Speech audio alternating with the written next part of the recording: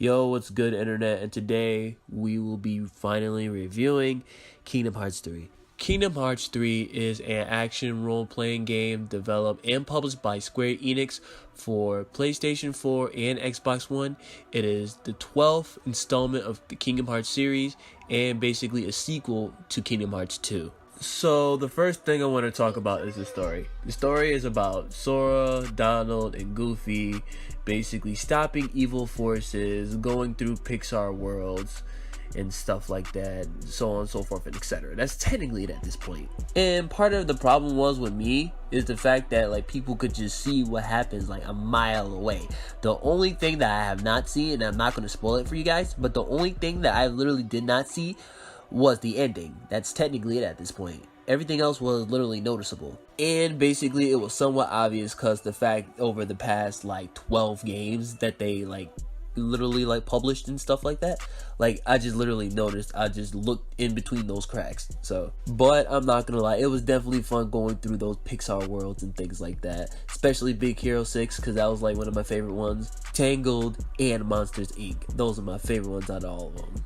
Graphically, the game was definitely literally interesting, basically since it was made by an Unreal Engine. I wasn't that impressed by it. Actually, I'm not even gonna low-key lie, I am impressed by it because it's 10 times improved than the past 12 games. Basically, the soundtrack, oh my god, mwah! I love the soundtrack. The soundtrack was absolutely amazing, bruh. Gameplay wise, basically it makes you feel right at home, but also changes things up a bit. Basically, obviously you got your attacks, your magic, and your items. There's also this thing called links where basically Sora can link to his heart and basically he could do ultimate move with another Disney or Pixar character. Since I'm using the PS4 version, basically I press square to block and dodge, and basically to move around, literally I jump using the circle button, and basically you could jump through walls, you could glide depending on how far you got to the game, and all that good stuff. You can also switch between keyblades literally in battle, which is kind of cool too. And each keyblade that you use has certain abilities you can use. So some can be hammers, some can be drills, others can be guns, others can be like rocket launchers, others can be magic based as well, and all that other good stuff is just good. And they also added back the rage mode. So basically whenever Sora gets on low health, basically he gets to his heartless mode and basically he just go ham. Basically when you press triangle each time you do it, your health will die down, but basically it is like a crit multiplier. You should be able to do more damage to the actual enemies.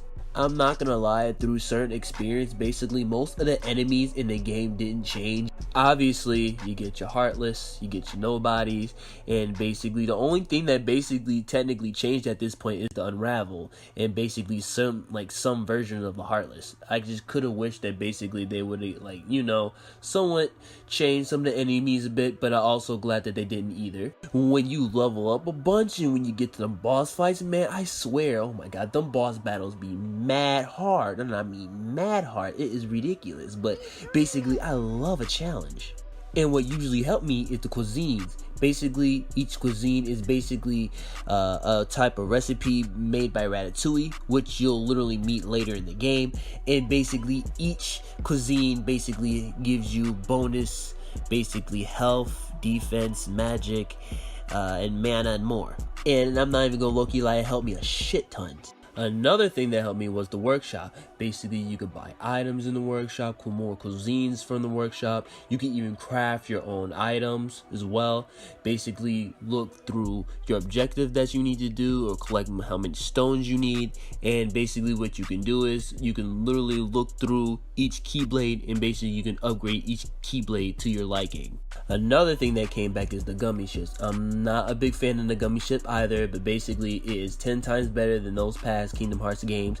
Basically you can run around in space, basically kill Heartless, basically look for undiscovered treasure and things like that. But other than that, there's nothing really more to it than that, you feel me? Other traveling to point, you feel me?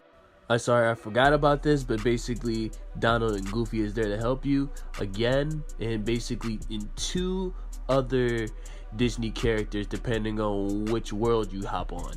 And obviously the higher the level you are, the better abilities and gear you'll get throughout the game. And if you get bored by doing just the story alone, basically you could do a shit ton of stuff. You could do battles between other worlds and things like that by going to these arenas. Basically, you could collect chests. You could freaking collect emblems by taking pictures around the area. You can basically play a Mickey Mouse mini game on your gummy phone. So when I mean you'll be pretty busy, you'll be pretty busy. You'll be set. So basically you'll definitely have a couple hours in the game. So basically everything is said and done, so I guess we could get on with the overview. So on the positive side of things, gameplay is outstanding. Basically graphics is okay. Basically I love the soundtrack in the game. The gummy ship is not that bad. Basically, and the boss fights are very, very challenging. And in the negative side of things, basically the story was mad short, but it was okay, I guess. And basically some of the enemies didn't really stand out to me because most of them was just copy and paste. In stores, basically the game is about $60, so basically $59.99, and depending on which edition you get still, basically it can go up to like $79.99, maybe even like $100 or whatever. But basically this game is definitely worth it. Basically, since especially for those Kingdom Hearts fans, because basically we waited for this game for 15 years. Well, that's how I feel about the game. Basically, if you like this review, please don't forget to like, comment, and subscribe to the channel if you haven't subscribed to the channel yet. I do reviews, videos, PvP matches, and more. And basically, please don't forget to follow me on my Facebook page and my Twitch account because I stream on those platforms as well. Everything should be in the description box below. Stay blessed.